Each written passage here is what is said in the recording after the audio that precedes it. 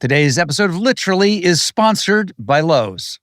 We're on. Are we using we're using good material right now? I know we are using. Record this. It is. We're recording it. Okay, good. It's all good. There are no beginning, middles, and ends, as you know. There are multiple timelines, and we're just overlapping. I like that your show just flows. Do you? Good. Yeah, like it's flowing straight from reality into the show. Tell me this, Dave. What is deja vu? What do you think it is? Because the reason I ask you this is because you and I have had many conversations about the universe and about science fiction. And the notion that there are multiple realities happening potentially at the same time. And I've come to believe, because I had a really, really, really, really intense deja vu last night. And Was it a good one? But they're always the same. They're banal. It's always it's never like, I don't know, I'm just making this up. You've moved into a new house and you're excited and you have deja vu about that. Or my question is, did it feel good? Yes. It didn't feel bad. It was literally somebody talking about passing the food and this plate is over on the kitchen table. And it was like really banal. It meant nothing. Okay. But it was 100%, I have lived this moment before. Ooh. And then I think it's just, I'm living it now in a slightly different time frame and it overlapped. What do you make of that? I'm glad we're starting light, Rob. Wow. Look, we got the brain trust in there. I'm glad we're just jumping in light. Well, because that's what I love about you. We're just going to go big right off the bat. Yeah, we can talk great. I mean, we can talk great shit together. Okay, so let's jump into the universe thing. Yeah, let's talk about the universe for a minute. I mean, isn't that the big discussion right now, whether qubits are actually accessing other parallel universes? I tend to, the notion wait, before you answer that, let me just set this up with the audience. The reason I'm asking Dave this is because I've asked very smart people about who is going to really create the metaverse and who is going to, when AI is fully assimilated into our practical lives, a lot of people are not to put undue pressure on you, Dave, but a lot of people are betting on you. That's why I asked you about this. Oh, thank you, Rob. Stepping back on your deja vu question. Yes.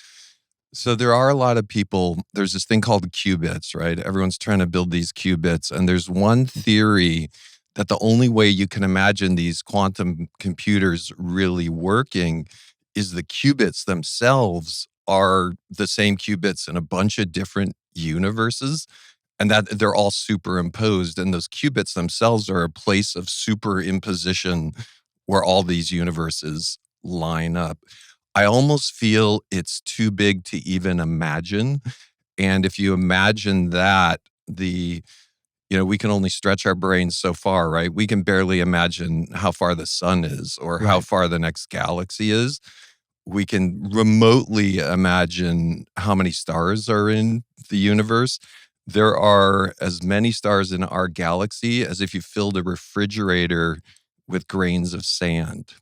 Now, for every one of those, there's another galaxy as well. So stretch your mind. There's a lot of stars out there. And so we can barely get our head around that, right? There are definitely more stars than grains of sand on all the beaches in all of the earth. And now what you're talking about with deja vu is for our whole universe, it's all happening infinitely for every different thing we can imagine in time. Literally, that happened to you in a different universe. I almost want to say, I can't imagine that big. Yeah. I can't stretch my brain that big. It hurt. Those concepts. My brain is hurting. My brain hurts when you talk about those concepts, but somehow when it's deja vu, maybe because it's so personal and you're experiencing it, I can believe.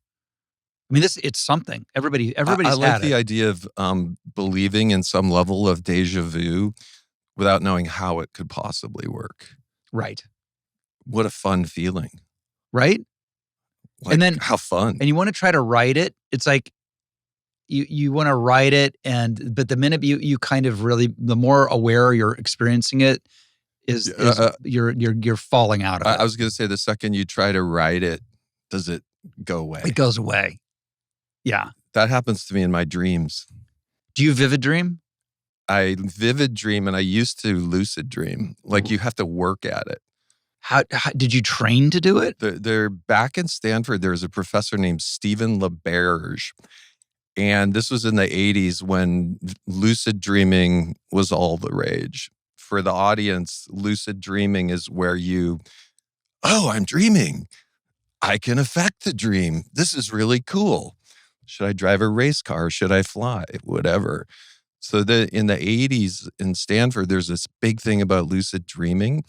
They made a device that you would wear. I'm serious. They made a device you would wear at night that flashed red lights when you were REM sleeping. I have one of those.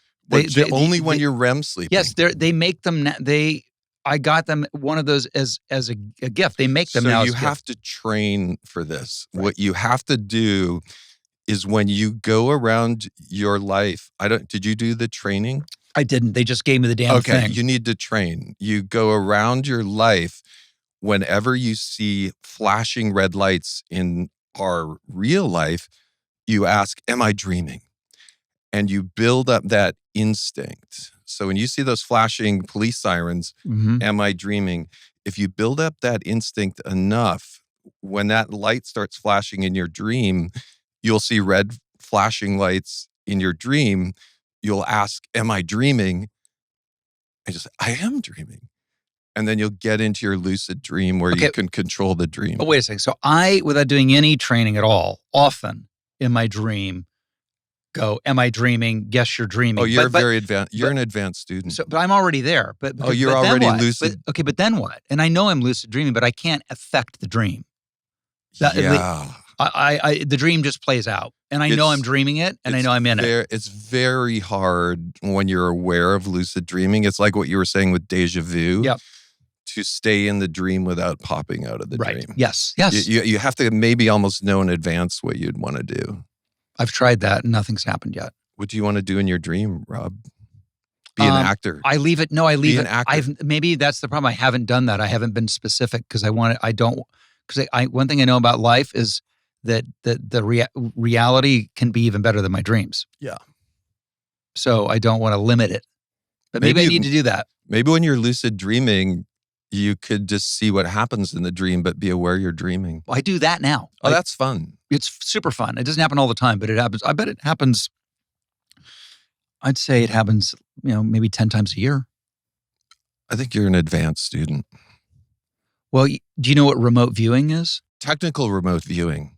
Project Ultra, blah, blah, blah. Yeah, right. Yes. Did you ever listen to Art Bell? Yes, I did. Yeah, dude, Art Bell. Look, we got a lot of nods in the control room. Art Bell. Oh my gosh.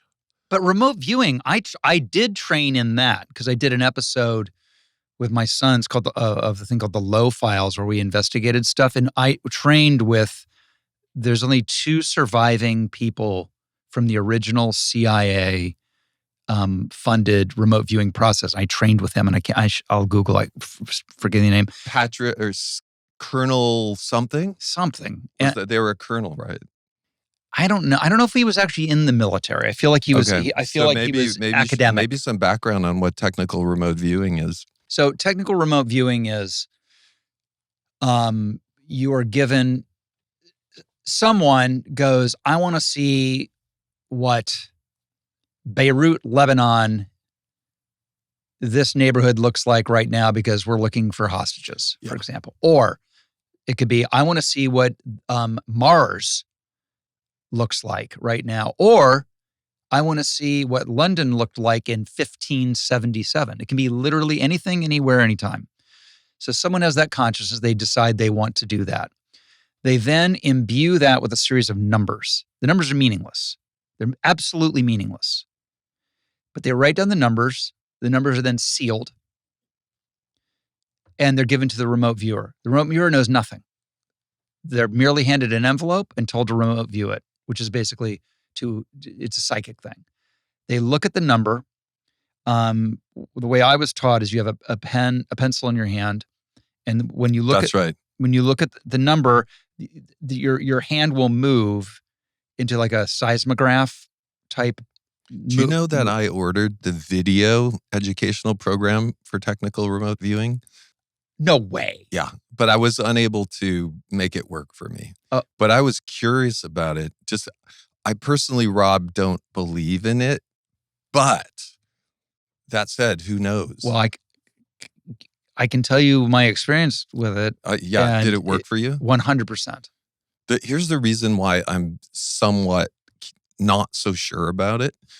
There would have to be some new physical laws in the universe. Like there would have to be a whole substrate of new physics that we don't understand. I am open to that. Also, if it worked, I would imagine people would be using it on the stock market or something. Like that they would be technically remote viewing inside the Roblox executive staff meeting, and they're getting like a read on what our quarter is going to be like. Well, you know that I know that there is what's it when you're stealing corporate secrets, what is that called? Material non-public information. There are people doing that all the time using remote viewing. No. Oh yeah, because these two people, there are two companies you can hire to do that. No. Yes. Remember up in San Francisco when there was that barge that nobody knew what was going on, and it was, I think, Sergey's barge. Do you remember this? Not exactly. There was a barge covered, and I want to say it was Google, and nobody knew what it was, and they hired remote viewers to see what. I'm willing to put $100,000 on the line for a technical remote viewing AB scientific test. Okay, remote viewers. Not with you. With a remote viewer, we'd call in a magician like the Amazing Randy or someone like that to evaluate the test. You know who we need to bring in is one of my favorite guests, Penn from Penn and Teller. Penn would be a partner. Penn needs to be a partner. Okay, listen. We're going to do a $100,000 technical remote viewing test. I will pay $100,000 guys to any technical remote viewer who can pass a Penn test. But because here's why: for $100,000, we would validate some new physical construct that we don't understand. Like there's a whole new physics here. It's not quarks. It's not atoms. There's then some new connected fiber of the universe, which I would love to find that out. Wasn't there just headlines in the last 4 days of that there's the guy, they think he's going to win the Nobel this year, where it would restructure everything we know about. Which would be so cool to validate that. Dude, it's just like everyone. Can we own some of it? No, we don't. I want some of that Roblox money. We don't need to own that. We just want to know about it. Dude, right? I'm a schmuck fucking podcaster. I want Roblox money. I want to figure out how to No, Rob, you're someone who loves their work and just wants to work all the time. It's true. You just love your work. It is true. I'm not gonna lie. Thank goodness, right? I know, or we would be sitting here. Do you know actors and actresses who don't love their work? Yeah. Oh my God. I do. What is that like? Well, here's what I really don't understand. Actors and actresses who don't understand that people are going to want to come up to them and talk to them and share that they've been moved by what they do or whatever, and that they spend their life in fear of that and avoiding that. And I just don't get that at all, because that's you're in it to communicate with people. You're in it to share your human experience with people. You know, your acting may overlap with some Roblox values. Tell me how. Respect the community. We are responsible. Sounds like you feel responsible for the output of your craft. How do you? And one of the great things about Roblox is that it is a place that people can find community, and we're living in a world, as you know, where we're getting siloed off and more and more, and that there are actual entities out there trying to sow discord 100% online. Right. And I always take the position that we're way more in line with one another than you would ever know by going online or going on TikTok or going. Online is a weird place, man. It is. I mean, it's a huge responsibility. That's respect the community and we are responsible is a huge responsibility. You know, there's a theory out there that in ancient cultures, you know, there's some unit size, 200, 300, 400, you know, there's some number around that's the number of people you naturally know. And arguably in every collection of those 2 or 3 or 400, there might just be 1 or 2 people that everyone says, look, like, you know, get your head on straight. You can't go that crazy. And the society itself would control that and react to it. But when you go online and you have anonymous things, all of a sudden you have that same kind of thing where you need kind of those primitive things as well. So yeah, Roblox is Can I stop you? Because the other thing is when it's online, as opposed to previously in history, you saw one person, you go, oh, this one person's crazy. It's anonymous. But online, it's like, well, this one person, I don't know, there's 100 behind him. That's right. It's anonymous. So yeah, I think it goes to why a couple cool things about Roblox. First is much more around connecting. You know, we like to say I used to call my friends on the phone on a rainy day, communication type technology. And a lot of what's happening on Roblox is communication with real friends. There's a lot of people in the world to maybe get a little disconnected in the physical world actually and find their peeps on Roblox. It's interesting that when people think about social media, they put a bunch of things together in their head. They think about like, well, I'm watching a lot of videos, or I'm sharing. You can share your cool pictures on some social media, but other people share their pictures as well. And that sometimes creates FOMO and stuff. Mm-hmm. But on Roblox, it's much more of a communication connection platform. And I would say also this notion of thinking through, we have to create a civil society has been with us from day one. Yeah, you're the perfect company at the perfect time. Do you feel it?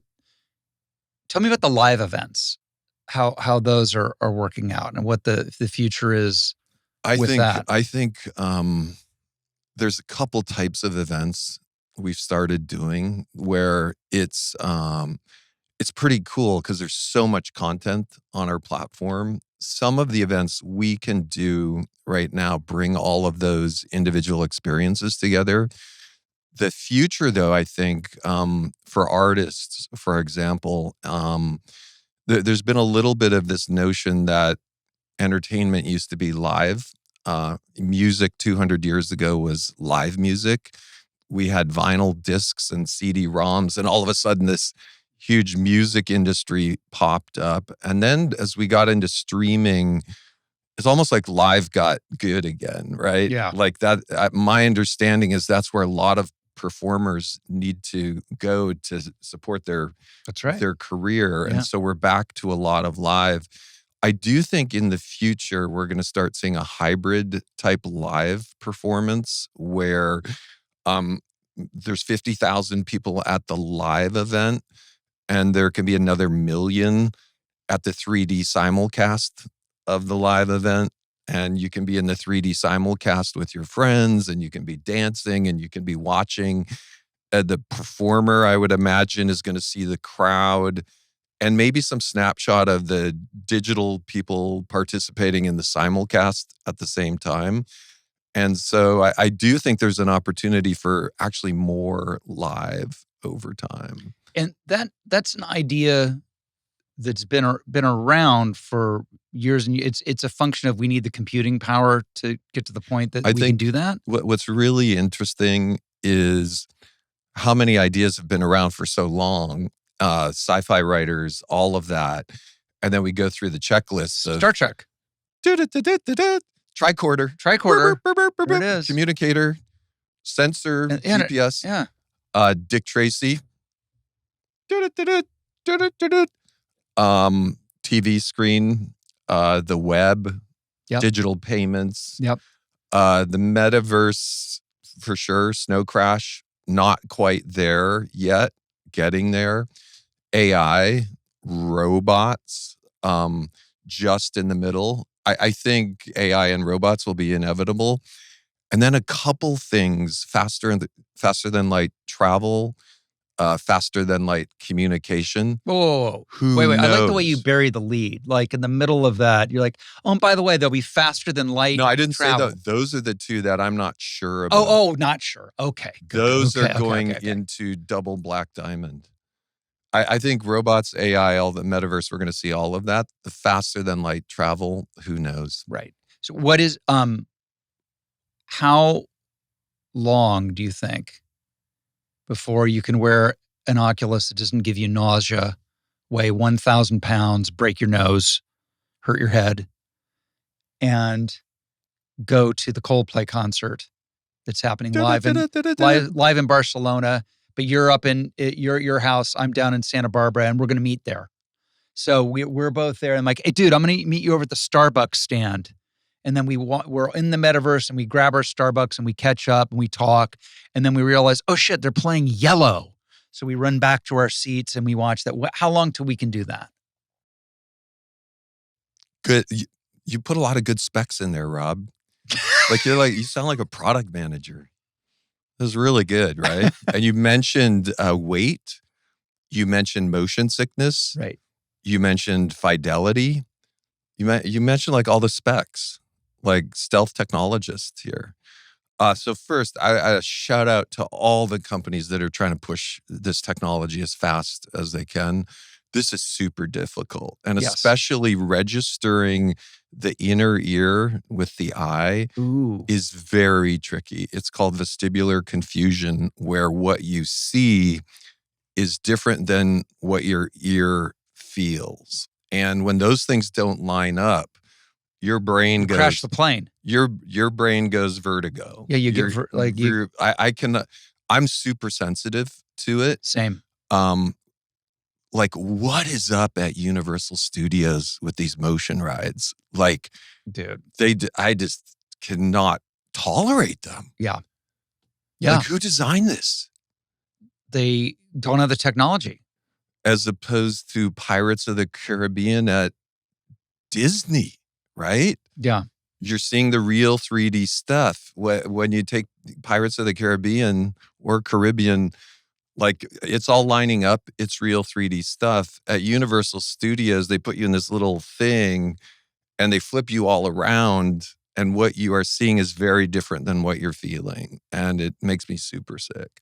So this is, for AR goggles, or VR goggles, this is super tricky. There are a lot of companies now starting to poke around on what's going on in the inner ear and see if they can re-register with your eyes.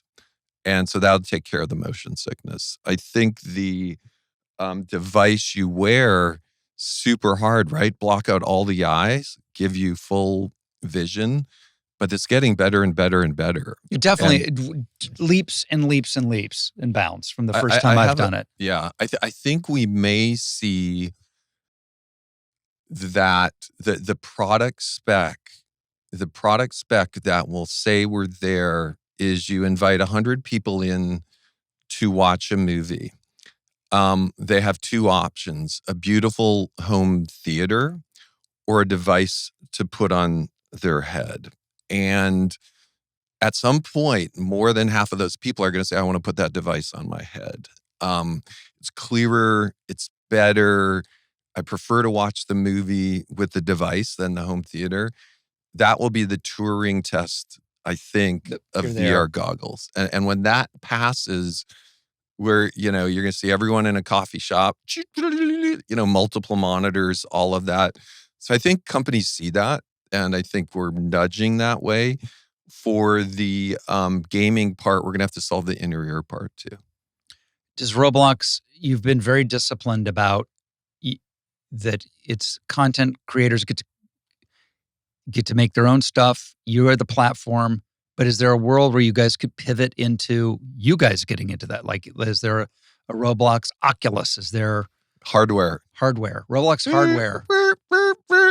I say right now, red alert, no way. Red alert's going off, the Baszucki red alert. No, and because it's so much work just to build the software, And because we want to be partners with every hardware device, iOS, Android, PC, Mac, Right. Meta, we just announced we're going to be on the new Microsoft handheld, one or two more platforms to come.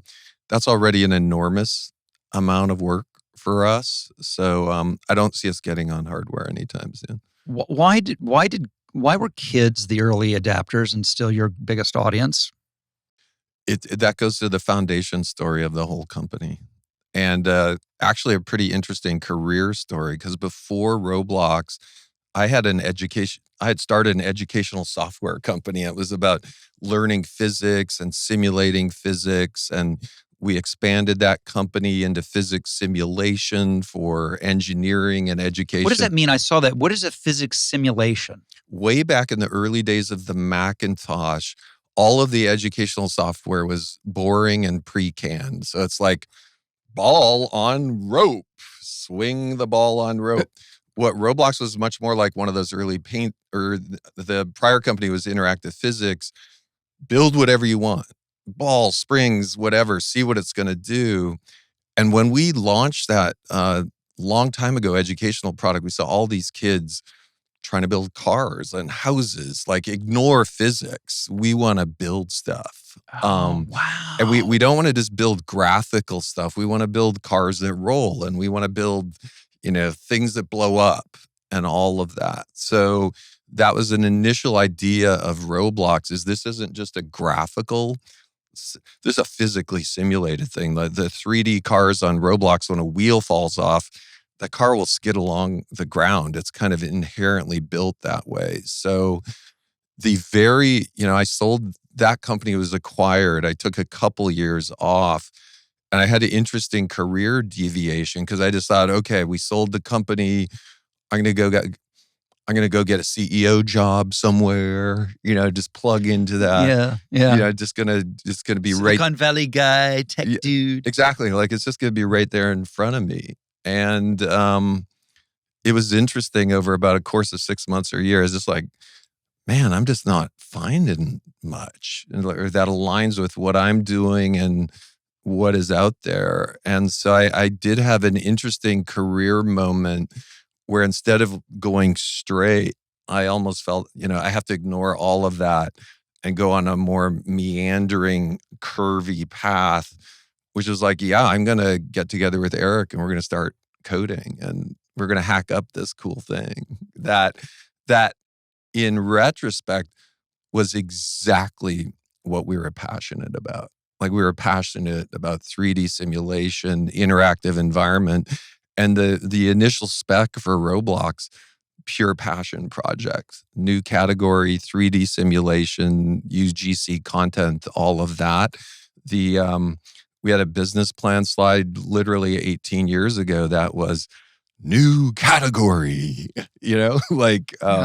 this intersection of all these things. And when we started the company, it was just like, man, it'd be cool if we could have a 4-person lifestyle company, just write code all day long. And like, that'd be really fun. That's where my head was at for several years. And that became an obsession over time. That's like, I remember interviewing Ringo Starr. He goes, I remember just thinking, if I could ever play drums around Liverpool, I'd be super happy. He ended up in the Beatles. Yeah. So there is a little bit of a learning there, that if you happen to be really, if you are lucky enough to be reasonably good at something and really interested in it, and those things line up, go that way rather than what I was trying to do, just grab some CEO slot somewhere. Rob, I had one question for you. Yeah. Because I remember we were talking about acting. I want to ask, before I ask it, is if it's sensitive. Nothing is sensitive. Is James Bond sensitive? It's sensitive because I'll never get to play him. Is it okay if I were to share, I feel you should have been James Bond? Please, can you tell the powers that be? Yeah, like I guess I can't. Here's the thing. They will never let a non-Brit play it. Okay. How's your British accent? I can do that. I can do any, and I go, wait a minute. So there have been plenty of, I mean, it's a British icon and I get it, but plenty of Americans have played British, plenty of British have played American. Why is James Bond the sacrosanct thing that you can't do? But they have been, I mean, look, they could break that, but that was always the rule. Because I would have loved to be Bond. Yeah, I think you just would have been great. I mean, I've always tried to find develop an American Bond, but Bond is so sick. It's such Is that because they think your accent would never pass muster, or I don't think it can be that. I think it's a brand thing. It's a brand thing. It's so tied into the cultural. It's like the Big Ben clock, right? And to not have it be a Brit, is kind of an affront to. I actually get it. I actually get it in a way, but it bummed. And also, it's just a great excuse I can always fall back on. That's why I didn't get Bond. Here's another Bond question, Rob. If 10 is a movie that seems 100% realistic in real life. Yes. Like just super continuity, no fake fighting, like no random stuff. And then 1 is just fantasy. Yeah. Right? Like just anything happens. Like you can drive a car out of an airplane and it lands on a road and you can drive it kind of thing. What do you think's the optimal Bond movie, 1 to 10? Jeez. I love all the Daniel Craig ones. I mean, probably Casino Royale. Where would you put that on a 1 to 10?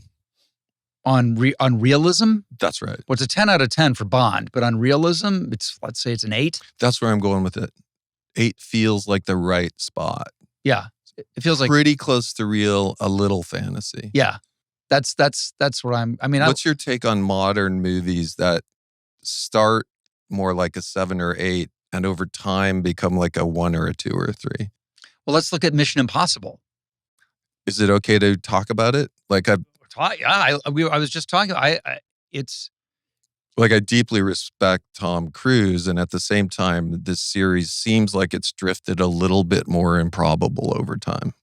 Well, the problem is you always have to top yourself. That's the issue. So you hit that 8, right? Which is the sweet spot. Probably. That's right. Where it's larger than life, but there's plausible deniability, I always say. That's right. You go, clearly that could never happen, but it could happen, and you're invested. That's right. It doesn't take you out of the movie going experience. Then it's a huge hit. So you can't repeat yourself. You have to figure what's the next thing, and it's very, very hard to continue to build on, and you just begin to lose reality over time. That's right. That's the thing. It's hard. It's super hard. But do you ever see Sicario 1 and 2? Oh yeah, they're amazing. Do you know if the 3 is going to get done? I haven't heard that. Okay. I hope they can stick with it. Those 2 feel like 10s to me. Yeah, but also they're not predicated on. I mean, that's character, drama, realism. It's not predicated on. There's no spectacle involved. No. It feels like spectacle because they do it so well. But it's the spectacle of reality. That's right. But it's not spectacle for spectacle's sake, that's baked in to. That's right. I crave all those other movies. Things. Same. They're hard. I crave that. They don't. Roblox. Let's start Roblox Studio. You know what else we need to do? Because we're obsessed with the green lines. You know what I'm obsessed with? Body language.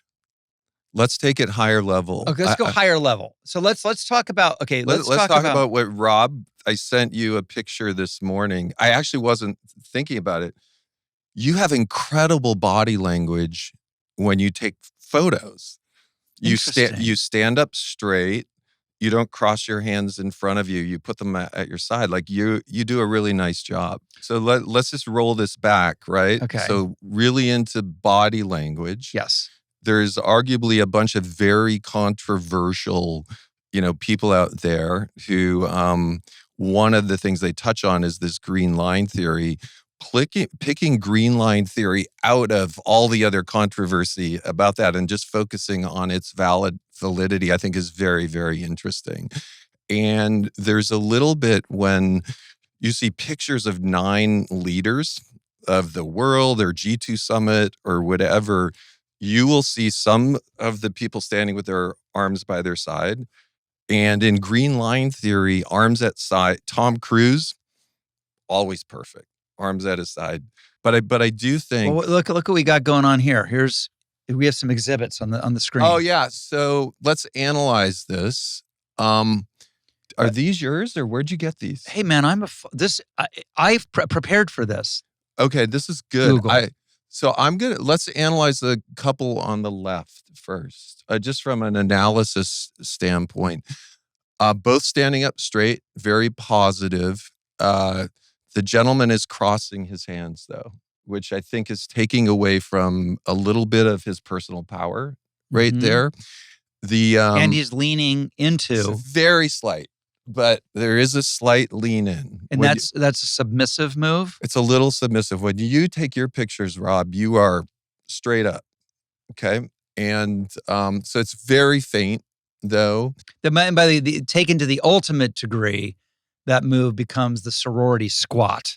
Oh, really? What's a sorority squat? Oh, you've never done that? So whenever it's a huge group. Let's say you have 10, 12, 30, 40, 50. It's a huge group photo, and inevitably people don't know where to be. And some people are happy to go in and squat in the front row. That's this taken to the nth degree. I'm never doing that. Yeah, you intuitively. No. I think you intuitively hold my own knew place. all of this prior to the discovery of the green line. No, theory. I did intuitively know. So just like with your lucid dreaming, you had some deep intuitive capability. Now the couple on the right. By the way, that picture obviously taken after one of the most iconic cultural moments in history. That's after Will slapped Chris Rock in defending her. Look at their body language. In the couple on the right, the woman would be seen as the leader of that relationship, and the man would be seen as leaning in, kind of as a supporter of the leader in that case. Don't get any more supportive than slapping the shit out of somebody for bad mouthing. You'd also, the shoulders of the woman are more squared to the camera where he's angled in. So that's how I would analyze that using green line theory. All right, what else we got here? So this is that early Justin Timberlake? Once again, if one were to, without passing judgment, use green line analysis of this photo, in this case, some people, when there's a lot of leaning in, they make it a dotted line rather than a solid line. Because that's showing like really leaning in, whereas the solid line is straight. Oh. Thanks for the research, Rob. This is good. Yeah. We have a couple more, though. I think we want to. Oh, this is super interesting. Travis Kelce and Tay. So they're both leaning. What does that mean? Now, they need that Oculus goggle because I'm getting seasick just looking at that. Now, Rob, there may be hundreds of pictures out there. That's right. And there is a chance your team handpicked this picture. I don't know if they did. Clickbait. Just to make this more exciting. We're making a professional podcast. I know that if I say Taylor Swift. I think if we analyze all of their pictures. Oh, no, what about that couple? Solid. Straight up. Nice. Straight up. There's no lean. There's no lines. Yeah, you're looking good. Cheryl and I I got a slight lean. I disagree. I think I'm standing straight up. I disagree with the green line. Who did that green line on you? I don't believe that's a green line. Your team is out of control, Rob. They're out of control. They're making me submissive. Come on. I mean. And I want to there's nothing wrong with being submissive. Cozy. No. By the way. And I think in the analysis of this. Now what are we talking about? Okay, my team is out of control. I would say in the analysis of this, Rob, you and I are so enlightened that we wouldn't pass any judgment on submissive, dominant, anything. None. We are open to all types of lean. All of that we're more, I would say, educating the theory behind this. Well, I mean, I look at it in terms of like if you're working for the CIA, like what does it say about the relationship you're looking at? That's right. That's really what it is. And I'm like, that's right. So here's a young punk. Trying to like solid. Literally flex on his dad. Is like solid. He's like, hey, old man, fucking move out. I'm taking over this industry. And then there's the old man who's like, yo, bitch, you want to come look at my fucking Emmys and shit? You want a piece of this? That's what I get when I look Rob, at it. If you were If you had to wrestle your son, who would win? I'd murder him because No I'm just. way. He would wipe You you think out. he would wipe me out? Totally, man. You're losing track of youth power, man. It is a thing. It's just a youth power. Several years ago, I went on a road bike ride with my son. Mm-hmm. He just grabbed a bike, and I thought I was in good shape. And I discovered youth power, man. Like The explosiveness of it. yeah. So Yeah, you know what? you You're right. may be surprised if you started wrestling with him. Looks are deceiving. Yeah. God damn it. Yeah. So, you've depressed me. What? You've depressed me now. Why are you worried about whether you can beat your son in wrestling, Rob? I know I should go to the psychiatrist over that, right? It's okay. That's okay. It's a passing of the torch. Be excited. Your son can finally beat you in wrestling. I'm trying to beat him in golf. It's like Golf is okay. It never ends. Golf is okay, man. It never ends. What else do I want to ask you about? There's so much good. Tell me this. What's the vision? Next 5 years, Roblox is killing it. You guys are just murdering. What's the next 5 years like? Like, when you come into the office, such as there is, I gotta come up and visit you in the office. I know I have an open invitation. I just need to take you up on that because It's pretty fun. I bet it's sick. It's pretty creative and a lot of amazing people. Very creative, doing all kinds of stuff. So yeah, come and check it out. What is the, without revealing trade secrets, which I'm just going to remote view anyway. We've shared. I'm going to remote view, and I'm going to share it with your competitors for $100,000. By the way, this is a real thing, guys. We're doing this. 100,000 proving A/B test with a magician with pen. So now, if you came to the Roblox office, well, first off, our 5-year plan is we've shared it. It's already out there. So there's no advantage with technical remote viewing. We said that we believe there's going to be technical innovations in the way people interact with games and consume games that will allow them to join instantly, to publish a game on any device, to have games auto-translate, to have the same game on a low-end Android device in a difficult environment as you would have on a console or a big PC. Right now, those markets are very fragmented. To have AI available in any game. Like we believe there's still huge technical innovation for the gaming space. And right now that's a $190 billion market. And literally about 2.5% of it is on Roblox. We think that could be 10%. So the game plan is just get more and more great content on Roblox through technical innovation. We've shared that there's some genres that are just doing really well on the platform. Avatar simulation, Dress to Impress, now Grow a Garden is going crazy. Have you named them? Have you named the genres? Like, I mean, their first shooter genres. What are the names? These are all classics, like role-playing games, right, sports and racing, battle, those types. Right. And so we are analyzing all those genres, thinking about what kind of technology is needed to have amazing products in those genres, thinking about what kind of economics are there. This is very much an innovation play and creating a better ecosystem for creators to create games. And forgive me if this is happening and I don't know about it, but why, if you were, I don't know, pick your movie studio and you had, let's say, Mission Impossible, why wouldn't you let people create their own Mission Impossible universes? You would.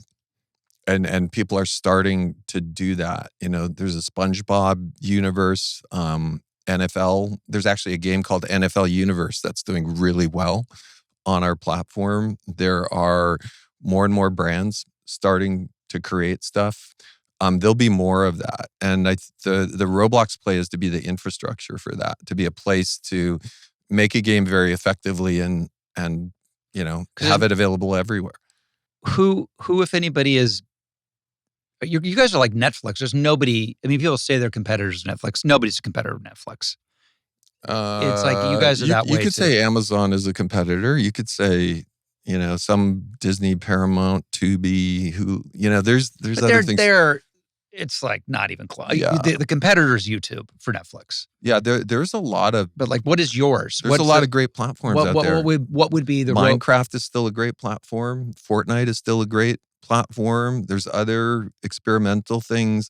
I think there's also, everyone is looking at the AI discontinuity right now and saying, is this reconfigure the way gaming works when it's powered by AI? So there's that. So there's a what do you think that what would be the greatest change that AI could bring to gaming, and what's the thing you're worried about? We've shared what we think is the ultimate product spec, just like you shared your headset spec. Right. The ultimate product spec we think would be 100,000 people all together in the same place, photorealistic, people connecting on their device all around the world. You're in India on your 2 gigabyte Android phone. I'm here on my TV. Someone else is over there, all in the same place.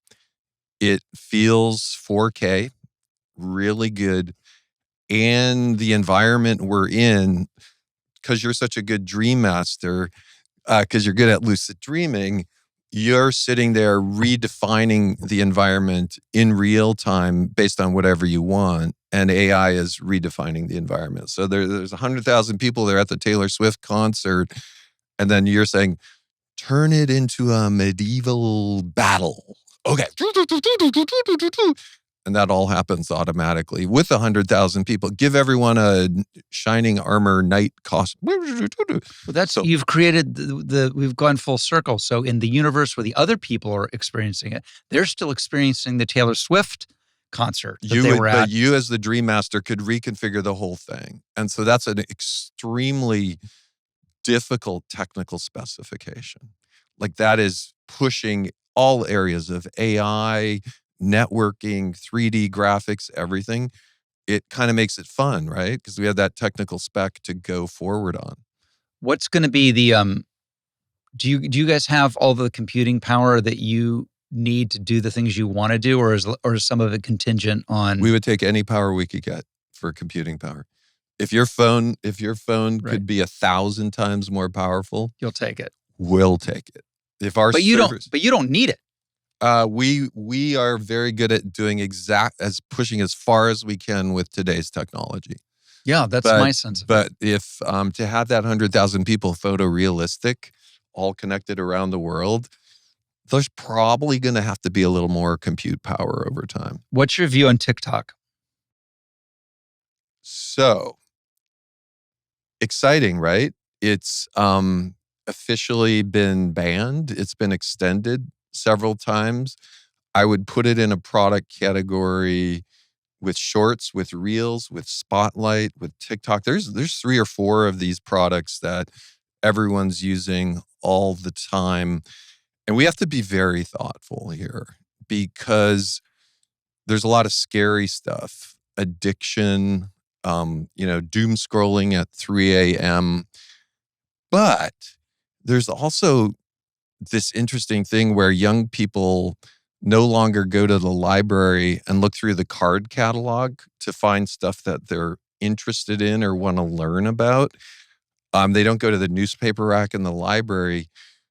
Automatically, what they're curious about gets pushed to them as 15 to 3-minute videos. And so there is both the things to be careful of, as well as this actually the new way younger people get information. And if this is a new way that younger people get information, we have to be super thoughtful in how we balance the legislation and all of those things.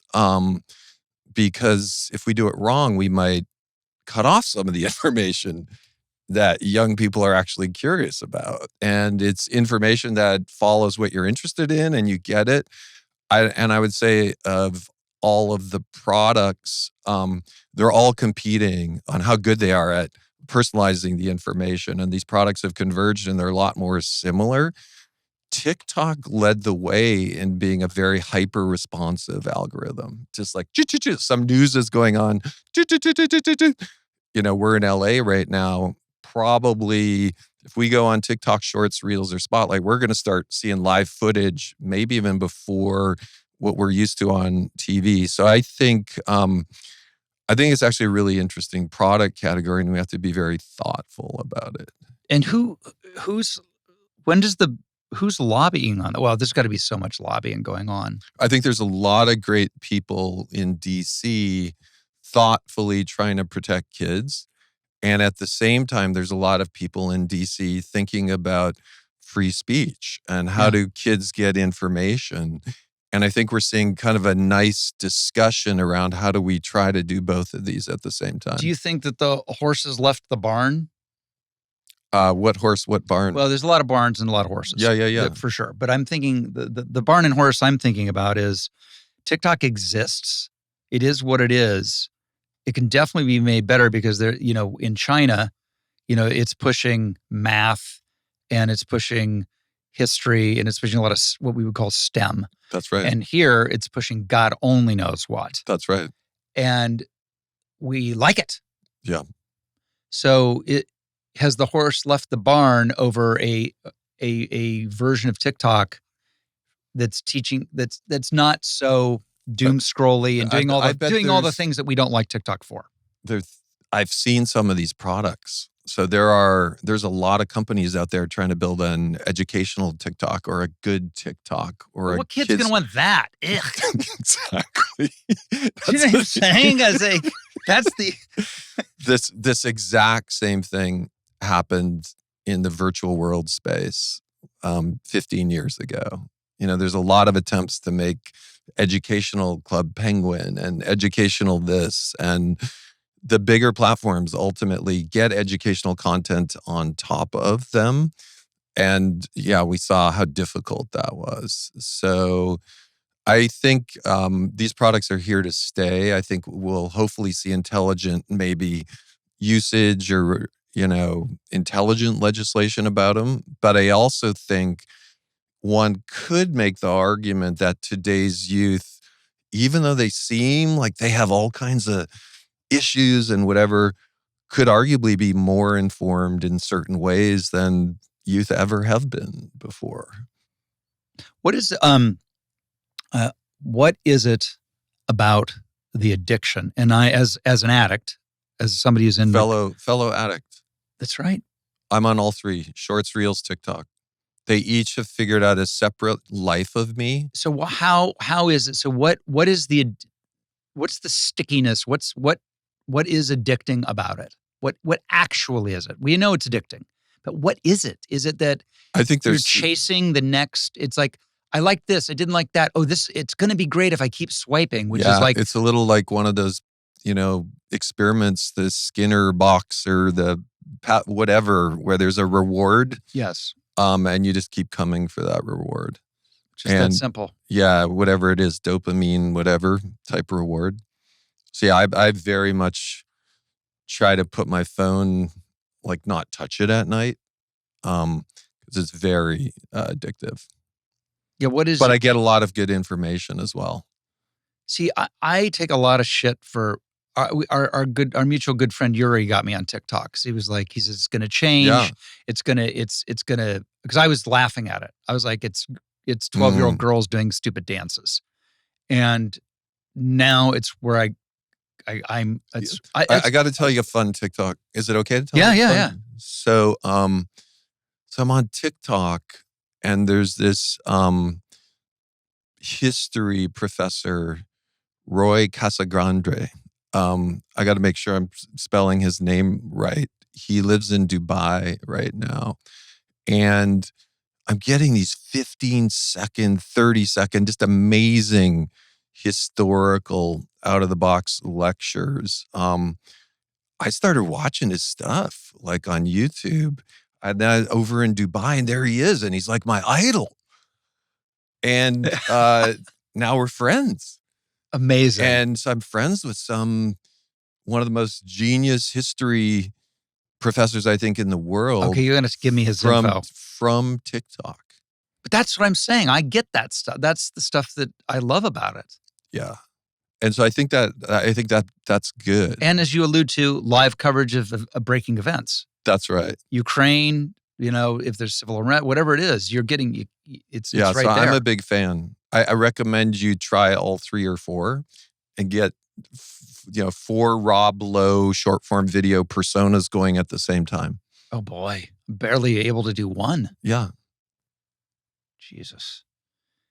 Dave, this is great. David, do people call you Dave too, or is it just Sure. me? No, they call me Dave and David. Right? Robbie. Rob, this is Rolo. this is so fun. We need to do more, because I feel like there's a lot of material here. Yeah, I have more questions. There's a lot of material. We need to do more. There's so much to go into, but I think this was Hey Rob, when we do more, yes, like this felt pretty real, right? Yeah. Like this felt like a 9-5. Yes. Let's always do a 9-5 show. I always do 9-5 shows. Yeah. Like my Don't let me drift. Drift? Yeah. You don't drift. Okay. You're like me. You're interesting on multiple levels. That's what I think. Lucid dreaming Rob. Oh my gosh. Fucking A, dude. And we're gonna do this. We're gonna do this 100 grand. 100 grand. I just made that up. There's a book, The Light of Other Days. It talks about a new physics where technical remote viewing becomes technically possible. The Light of Other Days. Yeah, where you can basically pop a little pinhole camera anywhere in the world, even back in time, and check it out. That's what that is. That's what it is. So this is a book about what that would be like. In fairness, when I did all the remote viewing, it was all real time. And by the way, I was great at it and got it. Like they took my sons and hid them in Santa Barbara, and I remote viewed. Damn. I remote viewed where they were. Now, did I say, "Oh, they're in the basement of such and such division"? No, but I did go. I go, they're inside, but they're not outside, and I'm seeing they're surrounded by concentric circles, and they were standing in an indoor-outdoor plaza, and on the floor of it were 2 concentric circles. So it's like anything; it's never exactly right, but it's enough right. It's interesting. In The Light of Other Days, they first start real time, and then there's another invention that goes back in time, just like what you did. All right. I'm expecting a lot of lowdown lines on this one, people. Right. Come at me. This is great. Thanks, brother. Thank you, Rob. I hope you enjoyed this episode of Literally, sponsored by Lowe's.